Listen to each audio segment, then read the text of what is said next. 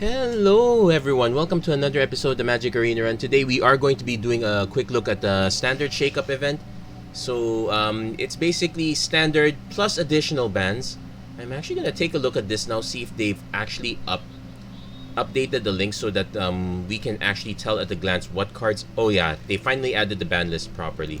So I'll actually do a quick window capture for this so we can get a quick look over these cards there. Okay, there we go.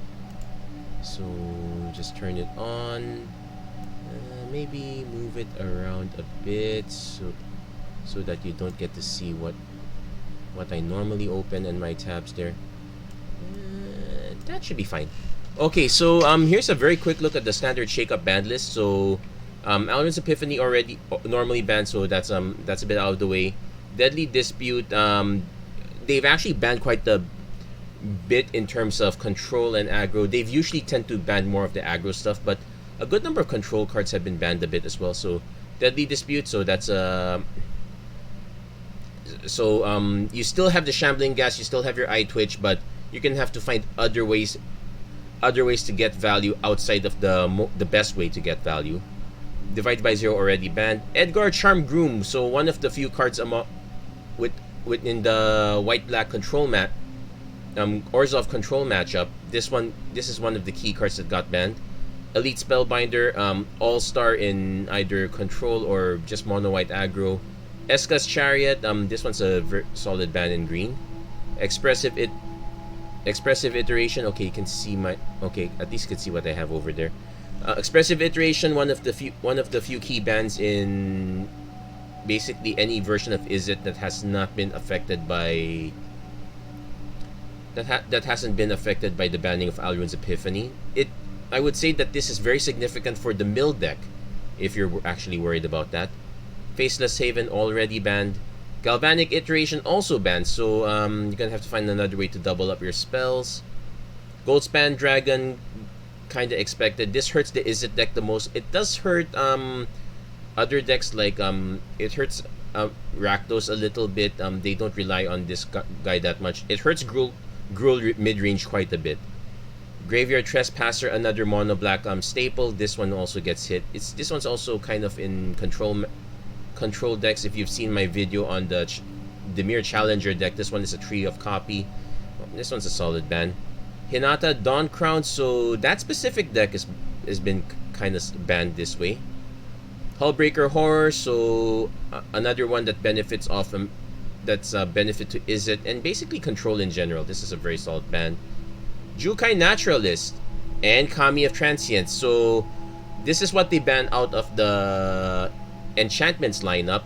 I would say these are very solid ones. Kami of Transience provides constant advantage over time unless you can exile this guy. Jukai Naturalist, it's basically a mana rock, and a very good one at that, and an enchantment enabler and an enchantment payoff, so you get why it's banned. Lier, Disciple of the Drowned, another card off the control list matchup. This kind of hurts the Grixis list. It does hurt Izzet as well for the most part. Luminarch Aspirant, another hit off mono white. Old Growth Troll, this one's probably the only significant hit to mono green. Well, Eska's Chariot too, but this one is probably the one that hits the mono green aggro the most. Omnath Locus of Creation already banned. Rabbit Battery, this one's an interesting ban, but this one's a hit off mono red aggro. This is probably the one card that enables it the most. Meathook Massacre, another hit off all sorts of control. Wandering Emperor, this one's a hit off mono white and Orzhov control. And Wedding Announcement, same for basically any sort of control that runs white. So a lot of good solid hits all around, so we don't get to run those. So as you can see, we're gonna just be I was actually hoping to save this for the special event that's supposed to center around ninjas, but I kind of needed to run something that I'm kind of familiar with. I wanted to do modified deck that ran Bard class, but it was horrible. So this one's a very solid one. It's basically you start off with an early rogue or two. I guess I could run even more early rogues here. There are solid 1-drop rogues that we can run Like I could add additional cards like the Zulaport Duelist, though if our opponent's not, though though we don't get the free mill if our opponent doesn't happen to have a creature, it's a good going second card. Network Disruptor, kind of good all around, but a bit hard for me to use. I actually forgot to put Glasspool Mimic, but I don't. But we're not that fast. I guess we could also add Okiba Reckoning Raid. I just wanted to lean the deck more towards blue. Although, yeah, I want to lean the deck more towards blue because we need that more for our early game. And pretty much the only card that requires double black is actually the Nighthawk Scavenger. Nashi, you can ninjutsu for 1 black. 1 black plus a little extra. Biting Palm is pretty much the same thing. It's just the one black mana symbol, so you kind of lean more towards blue in this case. Otherwise, I would be running Okiba Reckoner Raid if I wanted to lean more towards black. That said, yeah, there isn't that many. Yeah, there are no other really significant 1-drops. I could have run Dockside Chef, but don't really need it that much. Going back, we have a single copy of Suspicious Stowaway and the usual package storing Top Thief, Silver Fur Master. For the most part, it's about trying to get accrue as much early advantage as possible, land a few decent rogues, then hit them with the late game advantage. It's either Nashi or Zaret-san. Kaito kind of gives us advantage over time, and that's pretty much how we're running it. Also, a few copies of Hive of the Eye Tyrant as additional features. Without Drown in the Lock, we are just pretty much running Fading Hope, Infernal Grasp, and some Jawari Disruption. Probably could rebalance some of these cards. Not having a divide by 0 is an issue, and I just realized my camera just froze, so I'm going to try to reset that after I keep this hand. So yeah, let's reset that webcam. Deactivate, activate. Okay, there you go. I'm back. No longer frozen. Yeah, it's a bit of a quirk with the USB connect driver on the back part there. I'm probably going to just replace the case. I should actually consider getting a replacement for the case already. So since we have both our blue and our black mana ready, I'm more comfortable just naming Rogue here.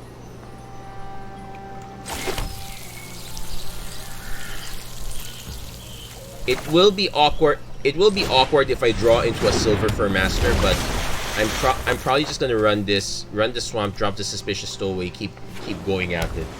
Let's see if our opponent's also a ninja, because oh no, they're just in plain mill. Okay, so it's gonna be a mill race. Now that said, mill itself hasn't exactly been banned. Like there are still other ways to double up spells like Dual Strike and whatnot. So we lose Kaito, we lose Zaret-san. It's a bit of a shame. We'll probably play the Clearwater Path.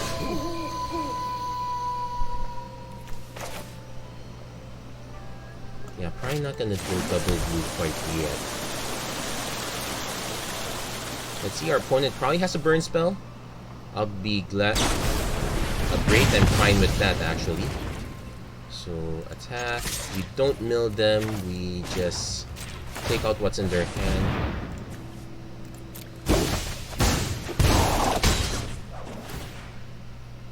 We will remove a menace counter. Basically, if we can slow down cards like Tasha's Hideous Laughter, that's a very big deal for us. Next turn, we can swing with Biting Palm. It's unlikely our opponent blocks, so we can get a quick Nashi out. Not Nashi down. Okay, we lose a Silver Fur Master and an Otawara, but nothing too significant. Let's see what our opponent draws off the top. Could be a response.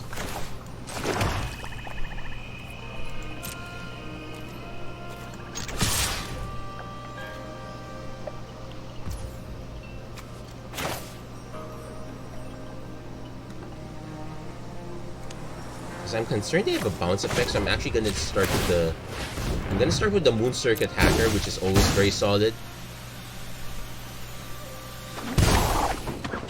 We go to damage, we draw a card, then we can probably recast the Merfolk Winrob. Okay, we got double Nashi now, so we're gonna we might actually cast Kaito here. Let's give them a nice juicy target to counter. It also... Okay, actually we can't do that. We'll just cast the Fighting Palm Ninja. Let's give them a nice juicy target to counter. Nope, no counters. They could bounce it, I guess. Nope, they're going for the Thirst for Discovery. Discards a basic, so that's one less land here, but they probably drew into other lands. Yep, there we go. We're actually in danger of... We are still significantly in danger of getting milled out, so we are in the damage plan right now. Our opponent could have significant... See, a Stormcaller, probably Maddening Cacophony. They might have drawn it... Oh, wait. They could also just bounce our board, which is... nasty, but I don't think... But not angry.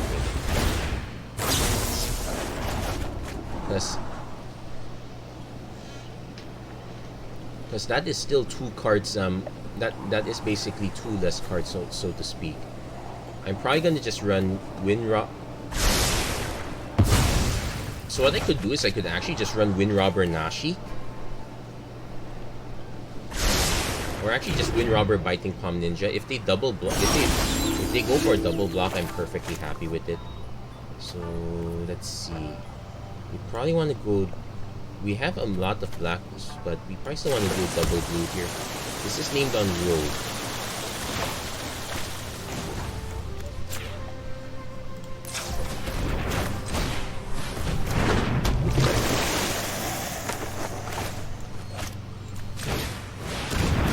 Basically, as many guys that are unblockable, that are pseudo unblockable as possible. Opponent goes for Behold, so they need a refresh. They're probably looking for land to feed the crab. I don't think they hit it. So we're gonna swing. We are gonna swing with both. We can also just kill the crab right now. But I can't. Let's see if our opponent does the double block. Okay, they do the double block there. We want to kill the Ruined Crab.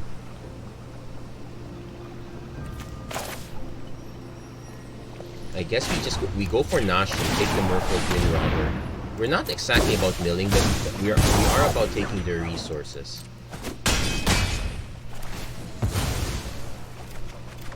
So we guess we hit their Maddening Cacophony, so we take that away from them. And we can replay the Merfolk Winrobber. So now they have to hit us with Dual Strike Tasha. Though they are missing another red mana. They're just going for the Singleton Tasha. They do hit us for 13 cards. So they might have a bounce spell to go with this. Okay, so the next one is going to be a bit brutal. Let's see if we can draw Jawari Disruption. Nope, we hit another Silver Fur Master, which we could just hardcast.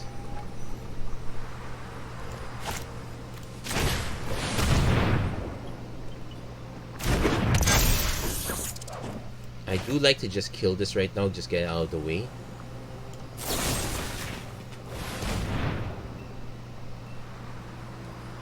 They might have a bounce spell, or they might have a bounce spell for one of our guys. They're gonna have to choose which one though. And I think my camera just died again. Yep, it just died. Hold on. Properties, deactivate, activate. Yeah, camera's super weird this time around. Let's see if they have an effect. They're gonna bounce Nashi. I'm actually... Wait, they let it go past blockers, right? Yeah, they let it go past blockers, so... Yeah, they should have done it before blocks.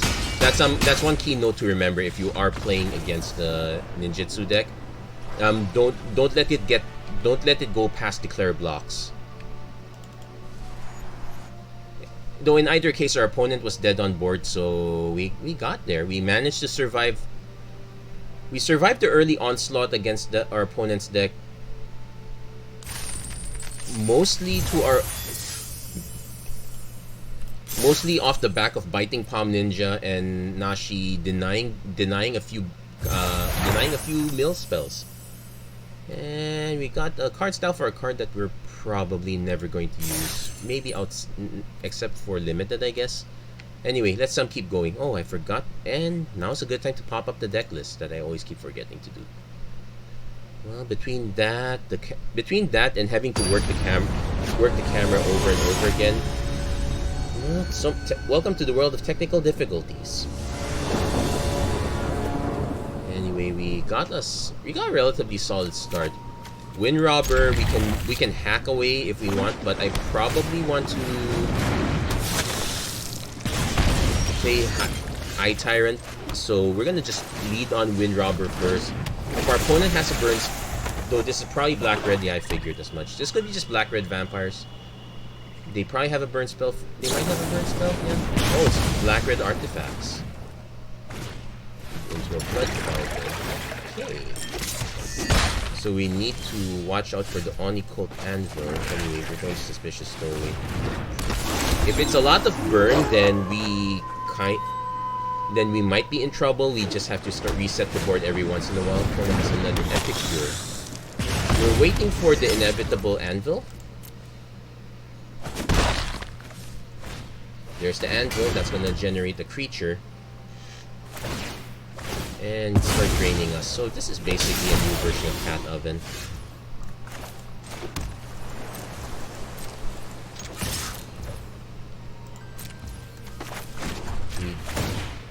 Moon Circuit Hacker allows us a little extra damage. We will draw a card, which gets us another Moon Circuit Hacker. Yeah, Infernal Grass, not such a great matchup here. Fading Hope can reset. Can kind of set this off, but we are still dealing with a lot of blood tokens here. We also need to still deal with this Epicures. I might just play the Hacker to give us a blocker. Yeah, let's play the Hacker to give us a blocker. And that's it, another dead camera. Hold on a second.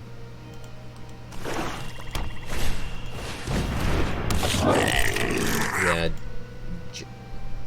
the Smelter is actually... This actually looks like a very solid base for super aggro. So we are auto blocking the tree one because our life total is quite fragile right now. This is actually a very solid build, I would say. We could reset. It's combat on our turn, so there's that. I could swing with the Hacker. It will probably get blocked by one of these two. I'm probably just better off casting Suspicious Stowaway. Give us another extra block.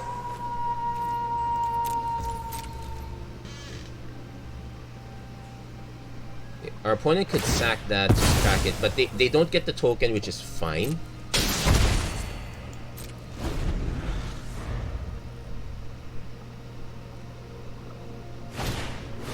Florian is a problem. So we need to decide if we want... I guess we just snipe Florian now.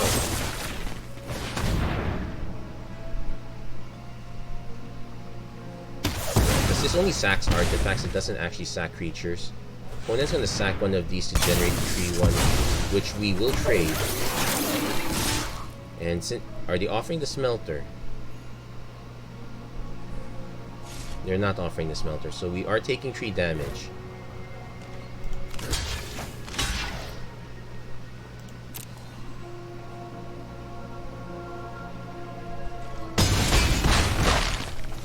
Yeah, we are... Yep, very close to dying here. This is not looking very great. We probably need to play Kaito just to create another blocker.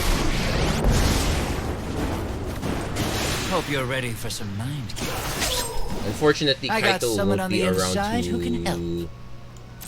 won't be around to absorb damage. But the plan pretty much here is opponent's gonna try to take us down as low as possible.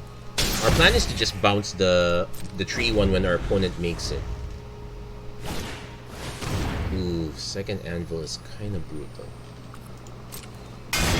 So yeah, this is pretty much a very powerful early game combo. It does look pretty neat.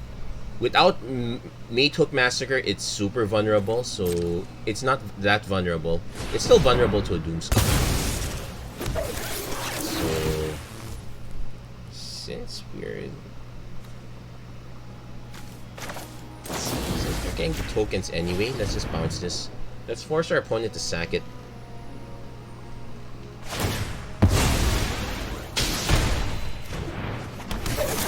Yeah, they get the double token, which is a real bummer. It does mean we want a board wipe style effect. But yeah, it's kind of unfortunate that we actually only landed the early game stuff. We never landed the big guns.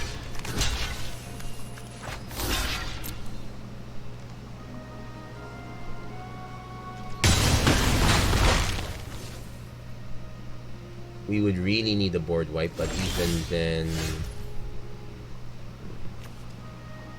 like, I could channel, but I won't be able to cast. Let's just draw and discard. I might have to ditch it anyway. Thanks. So I'll be taking that now.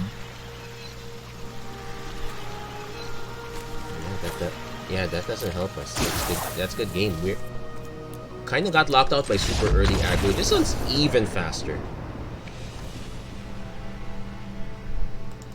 It also did not help that we went second. That's usually kind of the kiss of death for a tempo deck. As a tempo deck, you always want to go first. Could we?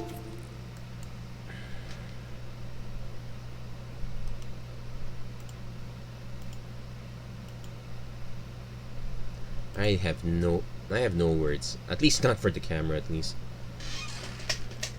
It is a possible sign that there might be a short. That's another scary part. Unfortunately, I can't even turn off the computer for possibly the next month, unless I force. This is really bad. Anyway, we got a Fading Hope into a Silver Fur Master. Ideally, we probably just play the Shipwreck March first, play Silver Fur Master next. Use Fading Hope to clear the way, swing, and probably just get the Moon Circuit Hacker in. Depends on... Silver Fur into Silver Fur also works?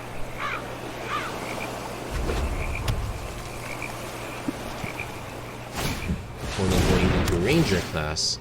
Now that's a... We will have to do Silver Fur first.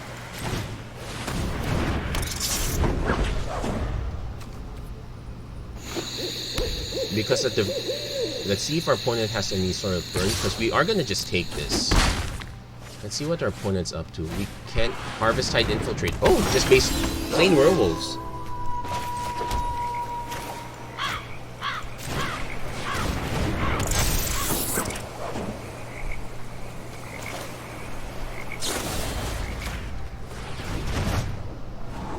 So we will keep the other Fading Hope.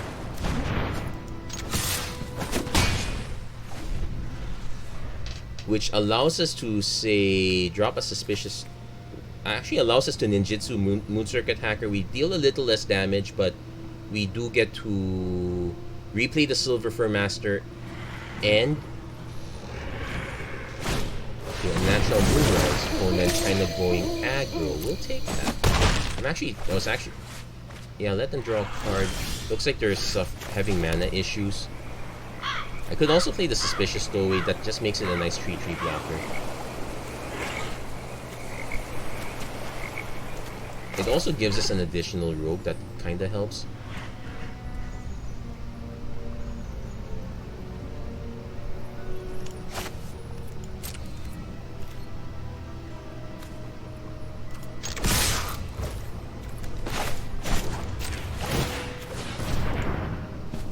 We'll deal a little less damage.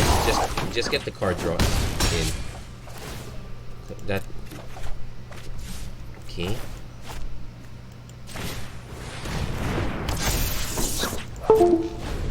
And wow, I'm really fiddling with this camera. Maybe I should just turn it off altogether. You guys don't need to see my mug that bad. Opponent plays Kesig Naturalist. Sure, we'll resolve that.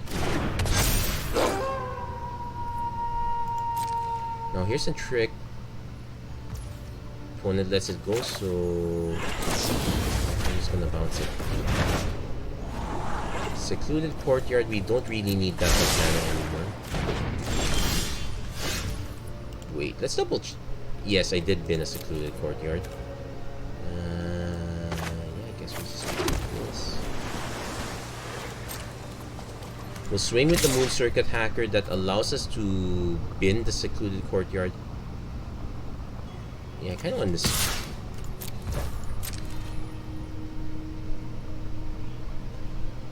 Opponent might have a sort of might have block and burn. That might be a plan. Yeah, it's kind of unfortunate our opponent got stuck on mana.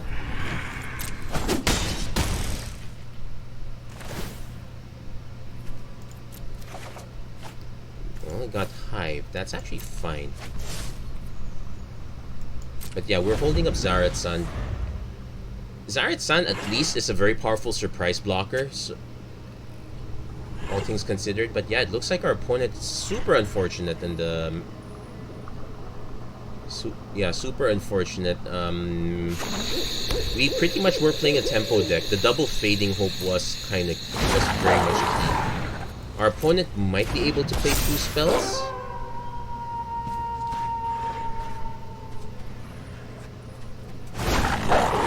Outland Liberator, so they...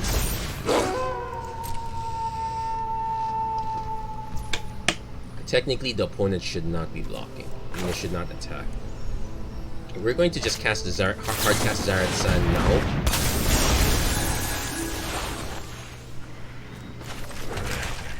And there we go.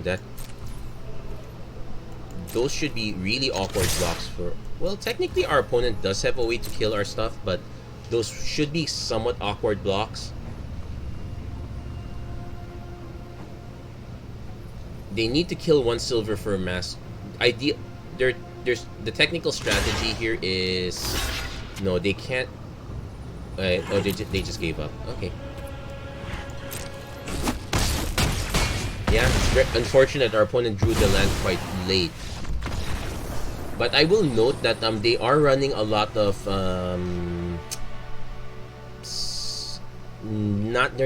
they're running a lot of werewolves that honestly kind of don't belong outside limited. It's one of the weaknesses of the werewolf plan. At least the rogue ninja plan, a good number of rogues that you can run are pretty much uncommon, and and they still work really well. You still need a good number of the rare cards though. Yeah. Depending on your playstyle, you do want to have, but you definitely need some of the rares at least.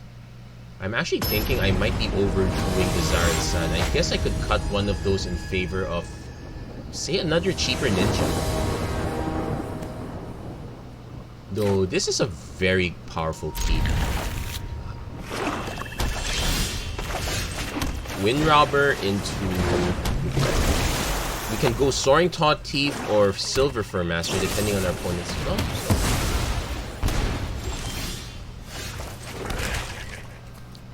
I guess if our opponent's gonna go all kill, we can... Actually, we just pass.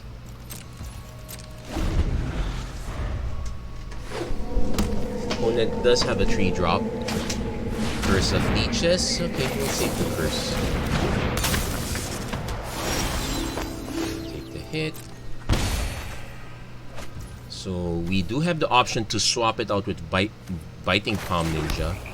Alternately, I can just play the Silver Fur Master, give it a little bit of a boost, hold up the Fading Hope for the inevitable Immerstrom Predator.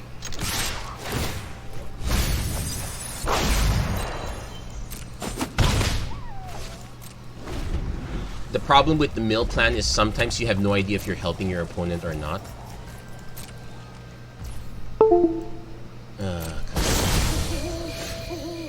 Yeah, I'm gonna need to unplug and replug that back in, but for the time being, I'm gonna just have to keep doing this.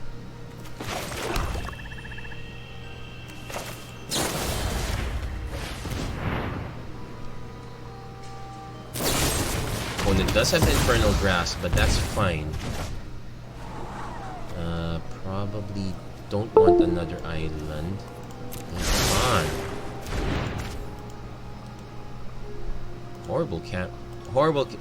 Cheapo camera is cheap.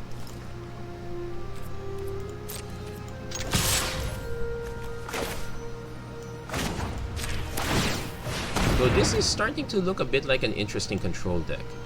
Oh, and we also get to play Merfolk Wind Robber when it gets to that. So we will take a peek at our opponent's hand. Pit Fighter, Stinger, those are fine. The Curse is going to be the most annoying card there, so we're going to select that.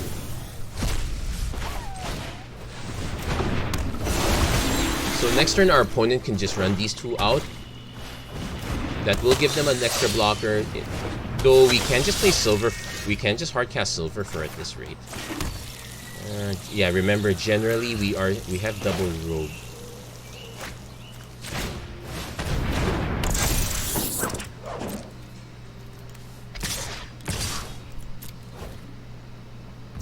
Oh, they actually decided not to. And opponent concedes. They did not have the early start that they wanted. If we take note, they only dropped these a lot late. They wanted them early. They most likely just had the Infernal Grasp and the Curse of Leeches. So yeah, a bit unfortunate. Our opponent could have mulliganed that hand if I'm going to be honest. That is an easy mulligan in my opinion. Yeah, currently at the 31-minute mark, games are going by really fast. We're either winning quickly or losing quickly. That is how it is. Yeah. So need 5. Okay, we're technically at 5 wins. Let's see if we can get one more. Then call it a night. Actually, it's very late. I'm gonna really need to call this one. This is definitely gonna be the last game. So a bit of a quick episode. That's usually if it's a usually midweek madness is kind of leans toward that. I guess in hindsight, I probably will cut the Zarad Sun in favor of a 4th Fading Hope. There are some control decks, so it is possible that the card selection I have is kind of dead. But yeah, definitely name this on Rogue. We can play this turn 3 soon. Or we can wait later and just some cast this turn 1. Opponent going white-green. Life gain. Well, I guess we're not Fading Hope. We're not casting Fading Hope on that anytime soon. Yeah, this is a very weird juggle. We'll pass the attacks. We'll take the hit.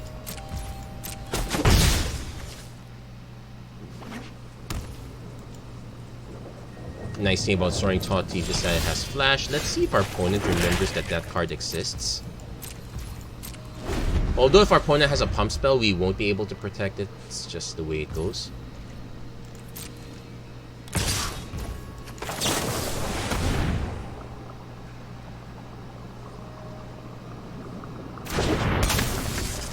Let's see. They could have something like a kill on attack or kill on a block. Oh, they have a pump effect. Snakeskin fail. Okay, just keep it alive. Okay, that's fine. So not a great loss for us. Yeah, we're definitely setting this to roll.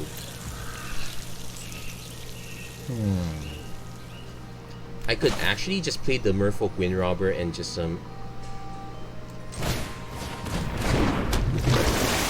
bounce this guy. Let's just bounce this guy, reset the whole thing.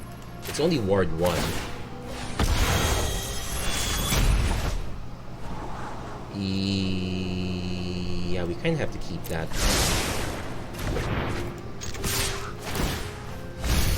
Mills. Well, the Adeline is in. Okay, I don't think this is a weird list, I would say. Yeah, an opponent conceded. Well, that was very fast. Looks like our opponent. I have nothing to say. I'm not gonna comment on what I don't exactly know. Our opponent might just be newly starting out, so it's a bit of an unfortunate run-in for our opponent on us. But yeah, I guess I'm going to call it now because I guess my camera is about to die. Anyway, so there we go. That's gonna be it for this episode of the Magic Arena Run. If you like what you saw, please don't forget to like, share, and subscribe. Turn on notifications and whatnot. I wish you guys the best of luck here. And as always, thank you so much for watching. I hope to see you guys again next time. Take care. God bless. Stay safe wherever you are. Have a great week, everyone. Take care.